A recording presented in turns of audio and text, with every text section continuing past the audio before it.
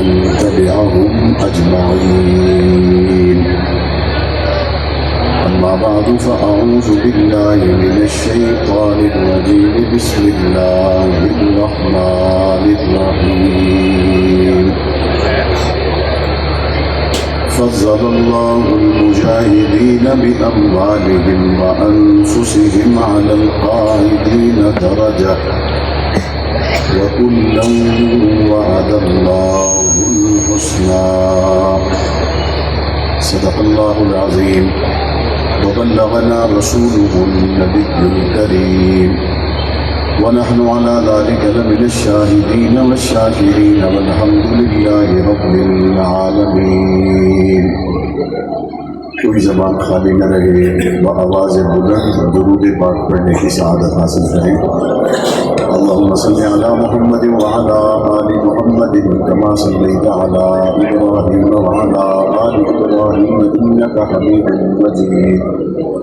اللهم بارك على محمد وعلى آل محمد كما باركت على إبراهيم وعلى آل إبراهيم إنك حميد مجيد. سامعین محترم، صحابہ کرام قرآنی شخصیات ہیں، تاریخی شخصیات نہیں ہیں. تاریخی شخصیات کے بارے میں ایک رائے کے بعد دوسری رائے دی جا سکتی ہے، لیکن قرآنی شخصیات کے بارے میں قرآن کی رائے آ جانے کے بعد دوسری رائے نہیں دی جا سکتی. اللہ تبارک و تعالیٰ نے صحابہ کرام کو حضور نبی کریم صلی اللہ علیہ وسلم کی ختم نبوت کا عینی گواہ بنایا، اور اللہ تبارک و تعالیٰ نے صحابہ کرام کے مقام و مرتبہ کو قرآن مجید کا حصہ بنا دیا. قرآن مجید پڑھنے والا شخص اس بات کو جانتا ہے تاریخ کی کتاب پر تو دوسری رائے ہو سکتی ہے، قرآن کریم پر دوسری رائے نہیں دی جا سکتی. آپ نے سن لیا کچھ مہینے پہلے ایک ملک میں ایک بڑی تقریب کا انعقاد کیا گیا اور کہا گیا کہ 1400 سال کے بعد ایک قرآن کریم کا نسخہ بالآخر ہم نے مرتب کیا، اور اس قرآن کریم کے نسخے کو اب ایک مذہب اور عقیدہ سے تعلق رکھنے والے اپنے گھر میں رکھیں اور پڑھیں اور تلاوت کریں.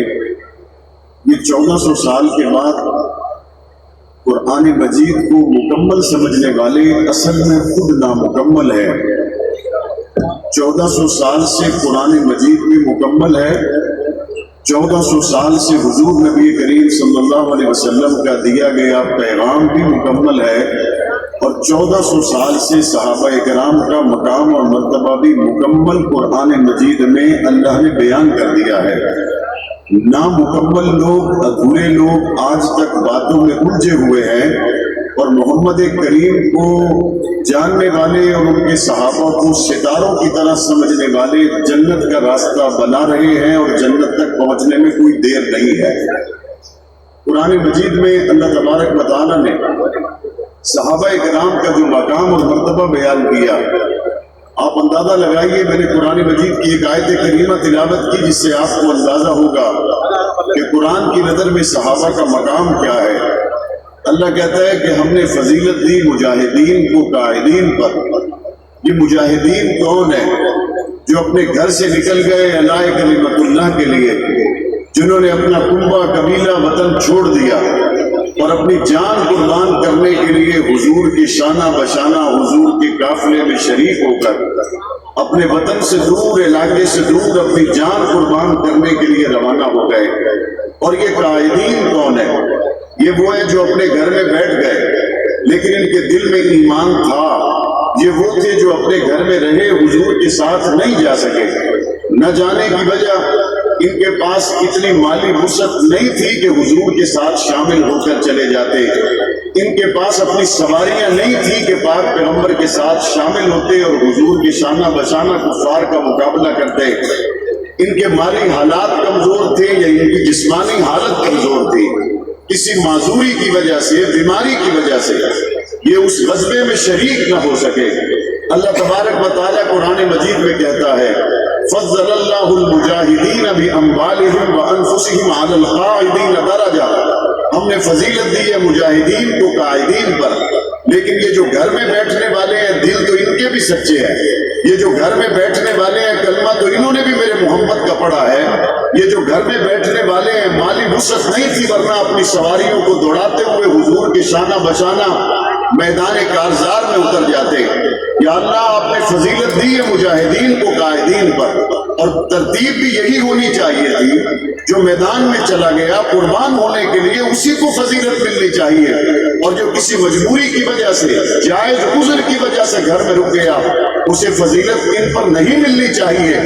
اب آدمی پوچھتا ہے کہ یا اللہ مجاہدین کو آپ نے فضیلت دی ہے قائدین پر، لیکن مجاہدین بھی صحابہ قائدین بھی صحابہ، تو کیا اب قائدین کے لیے انعام چاندی کا ہوگا اور مجاہدین کے لیے انعام سونے کا ہوگا؟ مجاہدین کے لیے کوئی بڑی جنت ہوگی اور قائدین کے لیے چھوٹی جنت ہوگی۔ اللہ نے فضیلت بیان کرنے کے بعد کیا فرمایا؟ وَكُلًّا وَعَدَ اللَّهُ الْحُسْنَى، فضیلت ہم نے اپنی جگہ پر بیان کی ہے لیکن وعدہ دونوں سے جنت کا کیا۔ اللہ تبارک و تعالیٰ نے صحابہ کرام کے لیے جنتوں کو لکھ دیا، اور لکھا بھی اللہ نے اپنی لاریب کتاب قرآن کریم میں۔ وقت آیا جب پاک پیغمبر کو چھوڑ کر منافقین دوڑ گئے، قرآن مجید ان کی مذمت بیان کرتا ہے، اور وقت آیا جب پاک پیغمبر مدینہ طیبہ کے باہر اپنی سواریوں کو درست فرما رہے، اور جانا کہاں ہے؟ دنیا کی سپر طاقت روم سے لڑنے کے لیے جانا ہے۔ جانا کہاں ہے؟ دنیا کی سب سے بڑی طاقت سے ٹکرانے کے لیے محمد عربی کے صحابہ مدینہ طیبہ سے نکل رہے ہیں، اور ان صحابہ کی تعداد کم و بیش 30,000 ہے۔ سواریاں تھوڑی ہیں، ایک ایک سواری پر 7 صحابہ کی باریوں کو تقسیم کیا جا چکا ہے۔ سواریاں تھوڑی ہیں، کھانے پینے کا ساز و سامان کوئی نہیں، لیکن یہ پاک پیغمبر کے صحابہ حضور کے اشارے پر موسم کی پرواہ کیے بغیر مدینے سے نکل کھڑے ہوئے۔ لیکن یہاں پر کچھ غریب صحابہ تھے جن کے پاس سواری نہیں تھی کہ حضور کے ساتھ چلے جاتے، جن کے پاس وسائل نہیں تھے کہ پاک پیغمبر کے ساتھ اس قافلے کا حصہ بنتے۔ قرآن مجید کہتا ہے انہوں نے پاک پیغمبر سے عرض کی ہمیں بھی کوئی سواری دیں، ہم آپ کے ساتھ جانا چاہتے ہیں، ہمارے لیے بھی کوئی فیصلہ فرمائیے، ہم اپنی جان کو قربان کرنا چاہتے ہیں۔ پاک پیغمبر نے فرمایا سواری کوئی نہیں۔ پاک پیغمبر نے فرمایا تمہیں لے جانے کے لیے میرے پاس ساز و سامان کوئی نہیں، اب ہے کیا؟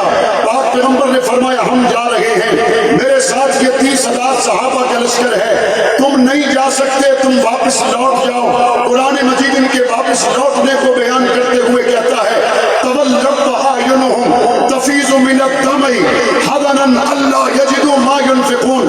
یہ صحابہ جب مدینہ طیبہ کی طرف پلٹے، ان کے پاس سواری نہیں تھی کہ پاک پیغمبر کے ساتھ چلے جاتے۔ قرآن کہتا ہے ان کی آنکھوں میں آنسو تھے اور یہ واپس مدینہ جا رہے تھے، اور دل میں تڑپ تھی ہائے کاش سواری ہوتی پاک پیغمبر کے ساتھ جاتے، ہائے کاش ہمارے پاس مال اور وسائل ہوتے حضور کے ساتھ چلے جاتے۔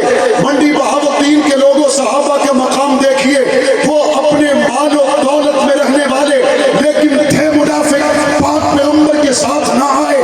اللہ کا قرآن ان کی مذمت بیان کرتا ہے، اپنے محلات اور بنگلے میں رہنے والے پاک پیغمبر کا ساتھ دینے کے لیے نہ آئے۔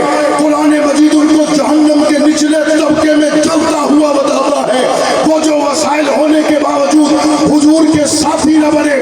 قرآن مجید ان کی مذمت بیان کرتا ہے، لیکن رہے وہ بھی مدینے میں، اور واپس ان کو بھی مدینہ جانا پڑا۔ جن کے پاس وسائل کوئی نہیں تھے واپس ان کو بھی مدینہ جانا پڑا، جن کے پاس سواری کوئی نہیں تھی، لیکن اللہ جانتا ہے یہ غریب ضرور ہے لیکن دل میں میرا محمد رہتا ہے۔ اللہ جانتا ہے یہ غریب ضرور ہے لیکن غلامی مصطفیٰ میں جان کو قربان کرنا چاہتا ہے۔ ان غریبوں کی آنکھوں سے نکلنے والے آنسوؤں کو اللہ نے قرآن کی آیت بنا دیا۔ محبت رسول میں آنسو چند منٹ کے لیے نکلے، چند قدم اٹھائے، لیکن یہ محبت رسول میں خالص اتنے تھے، پکے اتنے تھے، سچے اتنے تھے۔ 1400 سال گزر گئے، صحابہ کے آنسو قرآن آج بھی بتاتا ہے۔ آج بھی صحابہ کے آنسو قرآن بتاتا یا نہیں بتاتا؟ روپیہ نہ नाल बंदे नहीं विकदे, गल मुकदी है मुहम्मद की गुलामी ते मुकदी है। याद रहे हम जी 8 बजे दुकाना बंद करके आने वाले हो तो जलसे च बह के हिसाब करने वाले हो। जे जागते पे हो तो मेरे नाल हुजूर दी खत्मे नबूवत दा नारा तुम्हें हाथ उठा के आवाज नू ना बचाना। जेड़ा बंदा खत्मे नबूवत के नारे के जवाब विच आवाज बचाए, ये आवाज खर्च फिर सब्जी मंडी च करेगा। जेड़ा इत्थे भी हथां नू झुका लवे, ये हाथ फिर केड़ी जगह ते उठाएगा? ताजदारे खत्मे नबूवत। जवाब दो मर्तबा दे, आवाज को बचा के न रखे। ताजदारे खत्मे नबूवत, ताजदारे खत्मे नबूवत, ताजदारे खत्मे नबूवत, ताजदारे खत्मे नबूवत। वो हाथ हवा में ही रहे जो हुजूर के इश्क में जान लुटाना था। वो हाथ फिजा में ही रहे जो हुजूर पर तन मन धन कुर्बान करना चाहते। जज़ाकल्लाह।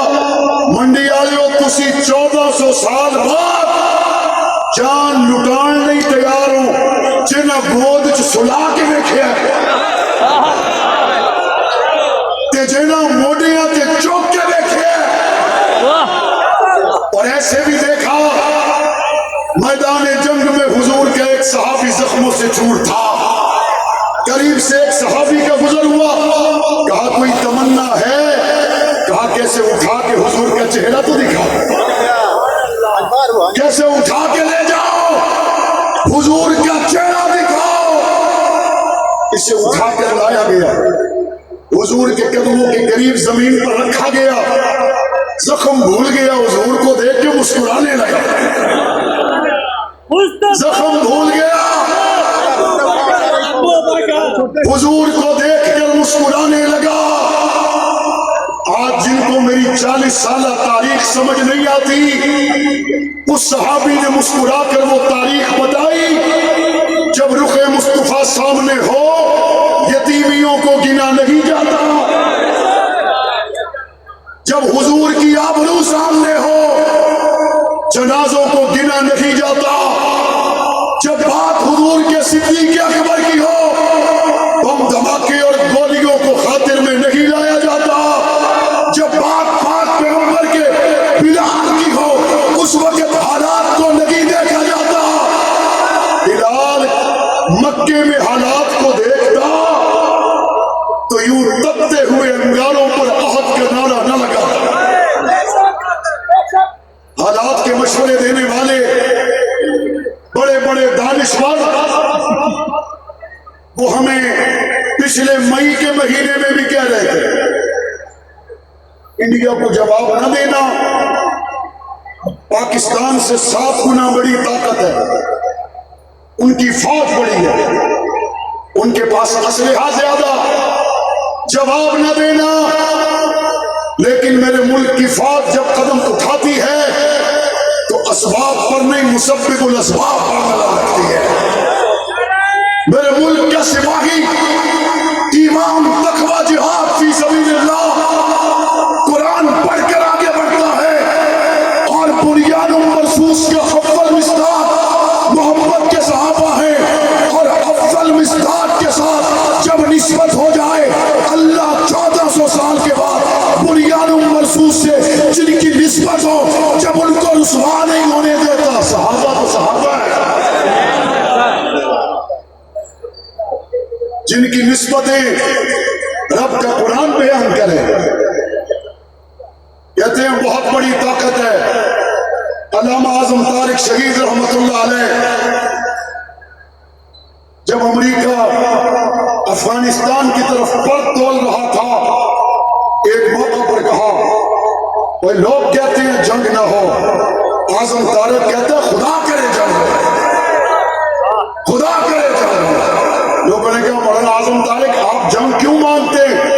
तो हाँ मैं देखना चाहता हूँ, इसकी ताकत को भी देखूं, अपने रब की ताकत को भी देखूं। सुपर पावर है अल्लाह, सुपर पावर है अल्लाह।